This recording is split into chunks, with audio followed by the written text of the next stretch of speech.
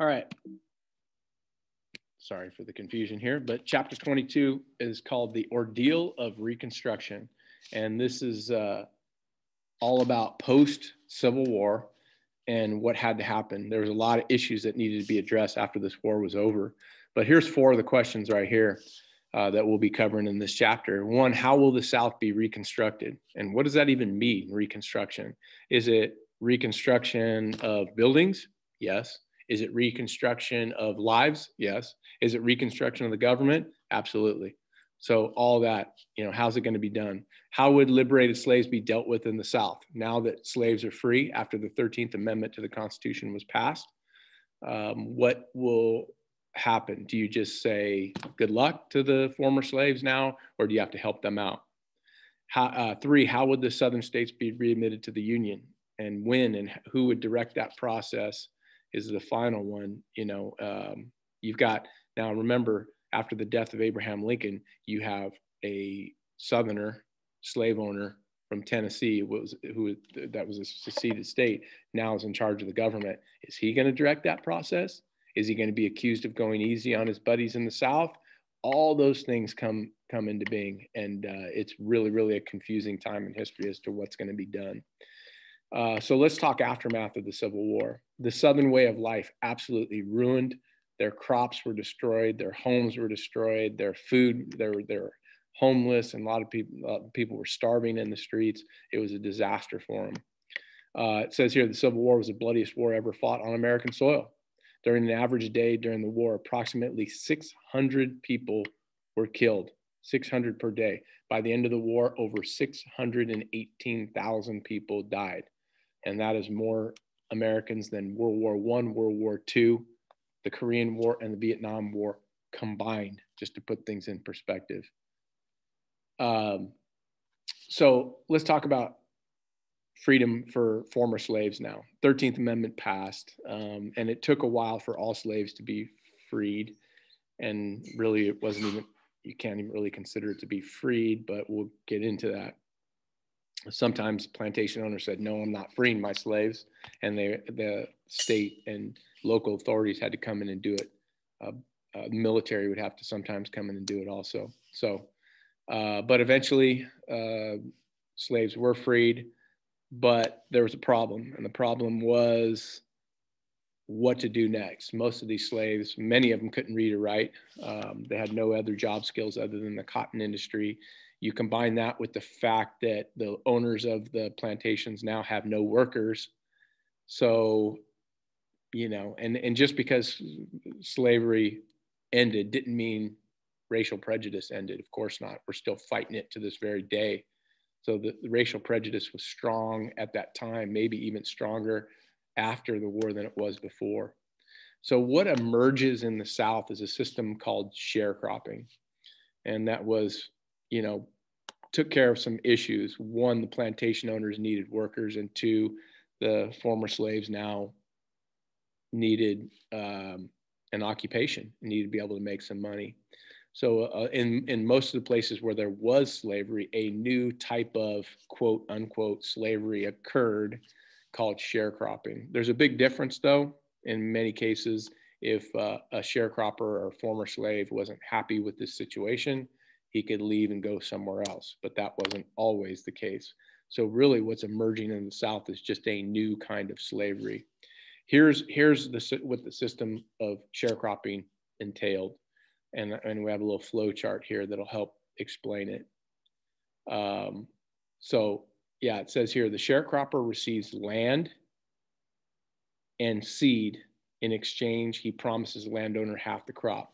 So what would happen is that the owner of the plantation would divvy his land up, and a slave family would be in charge of one part of the land, and that was his part of the land to work. He would be responsible for planting the seed, and then when the harvest came, that sharecropper would he would give half the crop, the price of the crop, to the owner of the plantation, and the other half would go to him. But there's some stipulations. So it says here too, the sharecropper, food and clothing, it would be bought on credit from the landowner's store. Some places had that type of situation where all food and clothing now had to be purchased, where during slavery, it wasn't purchased, but during sharecropping, now that they're getting paid, the sharecropper is getting paid, they would have to buy food and clothing from the plantation owner. And then 3, the sharecropper plants and harvests the crop. And then next, 4, the sharecropper gives the landowner the crop to sell. The sharecropper gets half the earnings. So the plantation owner would come back and say, here's your half, minus any debt for the year, which would be like the food, the clothing, or anything else. Or if there's a bad year and you're in debt from the previous year, then you'd have to pay more, and you wouldn't get half, you get less than half. So it says here, when settling up, the landowner says that the sharecropper owes more than he has earned because of the food, because of the clothing, or because of the bad year previously. So to pay the debt, the sharecropper promises the landowner a greater share of next year's crop. And that's how a sharecropper could basically be re-enslaved, is you get behind and you promise next year's crop and you can't ever leave. So that was something that happened. Basically, it was re-enslavement. To handle all the newly freed slaves, Abraham Lincoln came up with a plan. And you might be saying, well, I thought Abraham Lincoln died right at the end of the war. And yes, that's true. But Abraham Lincoln had been working on the peace for about a year before he died. It was becoming more and more clear, especially after the Battle of Gettysburg in '63. So the things were changing. Things were changing, and it was favoring the Union, and it looked like the war was going to end. They just didn't know that it was going to be a year and a half later before it ended. Abraham Lincoln, for 1 year before the end of the war, was planning for the peace. He created an organization known as the Freedmen's Bureau.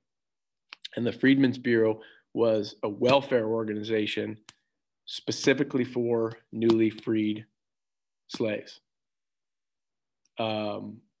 It provided food, clothing, medication, and its biggest successes were in the area of education, teaching newly freed slaves to read and to write, which they couldn't do when they were enslaved. Abraham Lincoln had set this up. It had not yet gone through Congress yet. Congress, remember, is dominated by Republicans, so in all likelihood, it was going to pass. Upon the death of Lincoln, now you have Johnson, who was president. And remember, Andrew Johnson, from the seceded state of Tennessee, he's a Southerner and was a slave owner. He vetoes the Freedmen's Bureau. Bad move on his part. He should have signed it into law, but he vetoes it. He was getting a lot of pressure from the South to veto this, and he did it. Big mistake. However, Congress just would override his veto. Remember the makeup of Congress. It's dominated by Republicans because the Democrats seceded with their state. Johnson was a former Democrat, and he was from Tennessee. Now he becomes president, and he still is a Southerner at heart. So he's got that pressure. He vetoed it, and Congress said, oh, yeah, that's easy. We'll just override his veto, because the majority of people were Republican in Congress, and it became law over his veto. Johnson did a lot of things that you look back and go, gosh, that wasn't great for the overall health of the country. Here's a picture here from a Freedmen's Bureau school, one-room schoolhouse. A lot of successes in the area of education. Here's a little bit more about Andrew Johnson. Andrew Johnson goes down as one of our worst presidents, if not the worst president we've ever had. He made things more difficult for himself, and more importantly, made things more difficult for this country. It's why I said earlier in the previous chapter that Abraham Lincoln made a massive, massive mistake in picking Andrew Johnson as his running mate in this election. He should have been able to think, like, if I die, this guy's going to become president, and that would be disastrous. Well, he died, Johnson became president, and sure enough, it was a disaster. Reconstruction went badly. Resentment set in the South, and we're still fighting that fight today in 2021. So again, I repeat, just so everybody understands this, he is a former Democrat, from a Confederate state of Tennessee. He would now give him some credit in that he was the only congressman to not secede with his state. He didn't believe in secession, didn't want it. Abraham Lincoln rewarded him with that, but make no mistake about it, when Lincoln made him vice president, his candidate, his vice presidential running mate in 64, he did it to make sure that he won border state support. That's why he did it, not because he was rewarding this guy. He felt he needed him to win the election of 64. And in the end, he didn't need him to win the election of 64. And it was a bad choice. Now, Johnson drank too much. He would give speeches drunk. And he was just a horrible when it came to the presidency. Most definitely, this guy could have made things easier on himself and the country by making the right choices and decisions, but he didn't. He chose to give speeches drunk. Okay, Lincoln's 10% plan. Let's talk about this. Okay, as I told you, that Abraham Lincoln was planning for the peace well before his death. So he came up with this plan that was easy on the South, and it's known as the 10% plan. And the reason is because it said that once 10% of the Southern states' 1860s voters took an oath to support the Constitution, an oath of loyalty, then that state could rejoin the Union.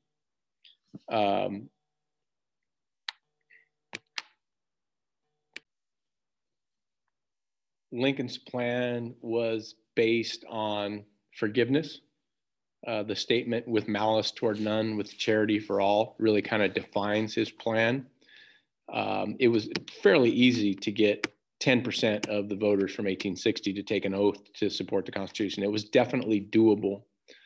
His philosophy was that technically speaking, the South didn't really secede because it was illegal, and it was, like welcome them back with open arms and heal the wounds is what Abraham Lincoln's plan, what he wanted. And if it would have been implemented, things might be different in 2010. Unfortunately, Abraham Lincoln is going to die before it gets implemented. There's a growing group in Congress that thought Abraham Lincoln was way too soft on the South. And they believed that the South should be punished. They were called radical Republicans. Moderate Republicans like Abraham Lincoln wanted to forgive and forget, whereas the radical Republicans wanted to punish the South into submission. And that's where you get this plan right here that came out of Congress to oppose Lincoln's plan. And it was known as the Wade Davis Congressional Plan, that required 50% of the voters who took from the 1860 election to take that same oath of loyalty. That would be nearly impossible. Right? South is a proud section of the country, and they don't want to, accept defeat. To get 50% of those people to take that oath would be nearly impossible. This bill will not go through either because the death of Abraham Lincoln throws everything up into chaos. After the death of Lincoln, you've got a new president that comes in Johnson, who says that he wants to continue on with Abraham Lincoln's 10% plan. He believes in that. He wants to recognize Lincoln's 10% plan, but then he added a few things onto it. Now, what does it look like when a Southerner from a seceded state who is a former slave owner, Democrat, wants to come out and go easy on the South like Lincoln's 10% plan? It looks like he's going easy on his buddies in the South. So the radical Republicans in Congress just erupted. They were so angry at this. Now, Johnson did, to his credit, and I don't oftentimes give Johnson much credit, he did call for a special state convention to repeal that Confederate States Ordinance of Secession when they seceded. He said, you're going to have to repeal that. Repudiation of the Confederate debts. To repudiate a debt means you're not getting it back. So any individual who allowed the Confederacy to borrow money through war bonds, you were never going to get paid. They didn't want these states now that aren't part of the Confederacy to pay back people for giving money to the Confederates. They supported the Confederacy lost, so sorry, you're never going to get your debt back. Never going to get your money back. That's what repudiation of Confederate debt means. The ratification of the 13th Amendment would have been also required under Johnson's plan that would free all the slaves. So it was a little bit more strict than Lincoln's, but not enough for the radical Republicans.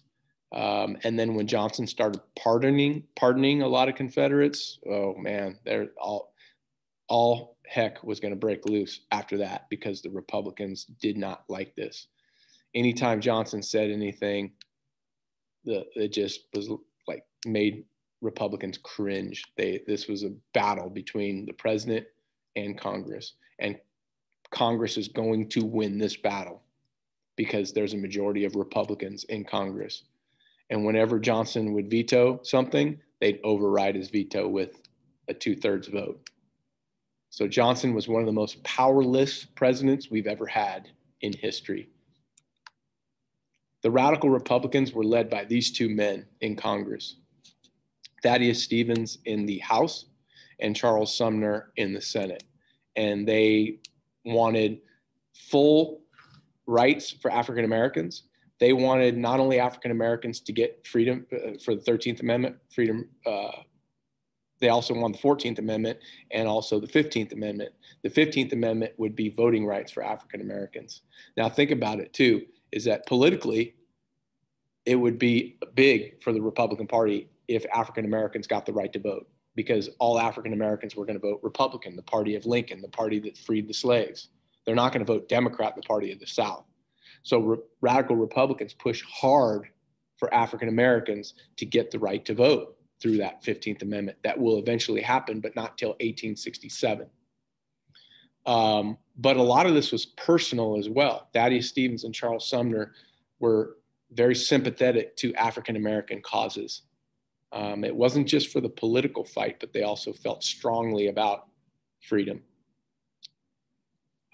These guys criticized Abraham Lincoln for being too soft and not, they would have loved to see Abraham Lincoln free all the slaves in all the states, with the Emancipation Proclamation, including the border states, which, Lincoln refused to do. In the South, there emerged what's called black codes, and they're the forerunner to separate but equal, also known as Jim Crow laws. They were laws to keep newly freed slaves down. They were passed by whites in the South, in the deep South, and they would not allow African Americans to meet in large groups. They wouldn't allow African Americans to carry weapons, to be out after a certain time. There were idleness laws. They couldn't just be sitting on a bench somewhere. They couldn't testify in court. All these different rules that were put out there against African Americans that were definitely against the Constitution.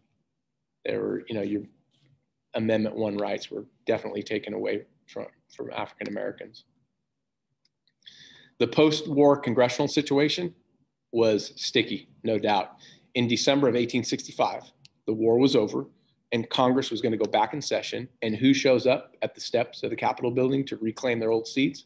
But the Southern Democrats. Okay, war's over. We're going to go get our old seats back and we're going to be back in Congress. We're here. Well, that wasn't going to happen.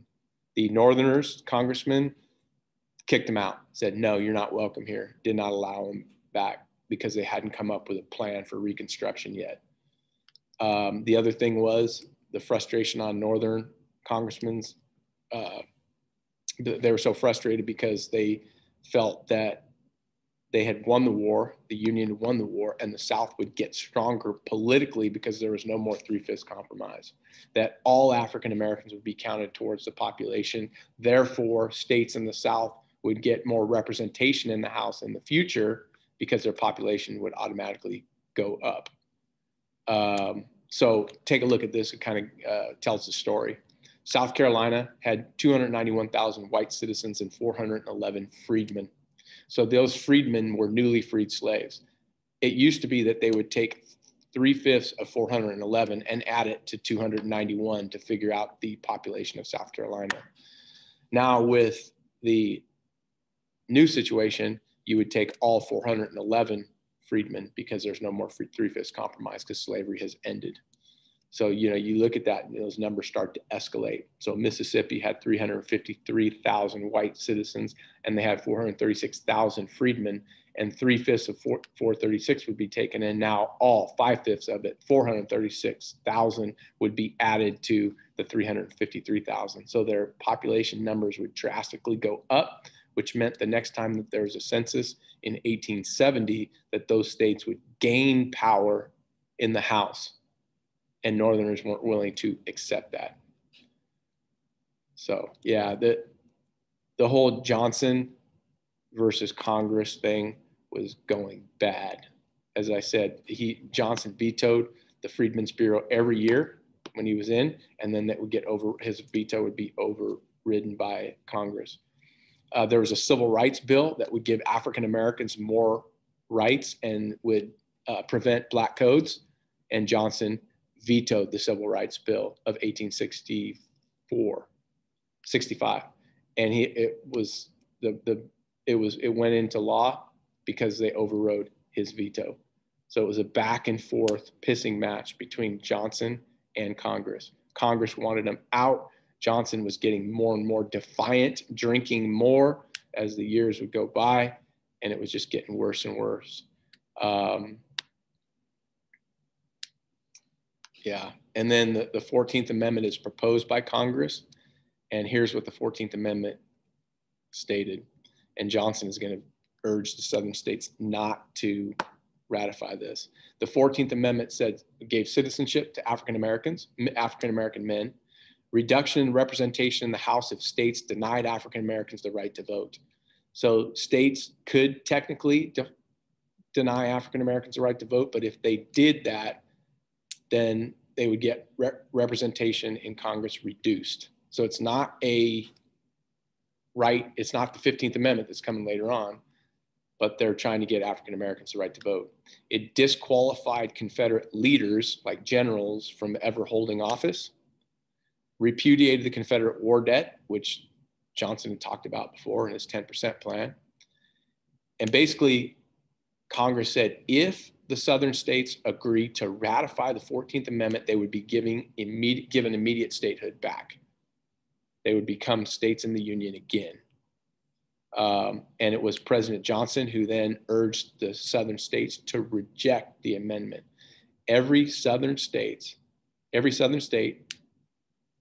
did what he said. They rejected the 14th Amendment except for one. And it's very ironic because the one state that decided to ratify the 14th Amendment was Tennessee, his home state. They say, hey, we got a lot of cleaning up to do. There was the most damage financially of all the states in the United States as a result of the war was Tennessee, and Tennessee needed help. So they ratified the 14th Amendment, and they are rewarded with immediate statehood. The rest of the 10 now former Confederate states are going to face the wrath of Reconstruction. So interesting about this 14th Amendment. It will be ratified. Southern states are going to reject it, except for Tennessee. That's the end of part 1, chapter 22.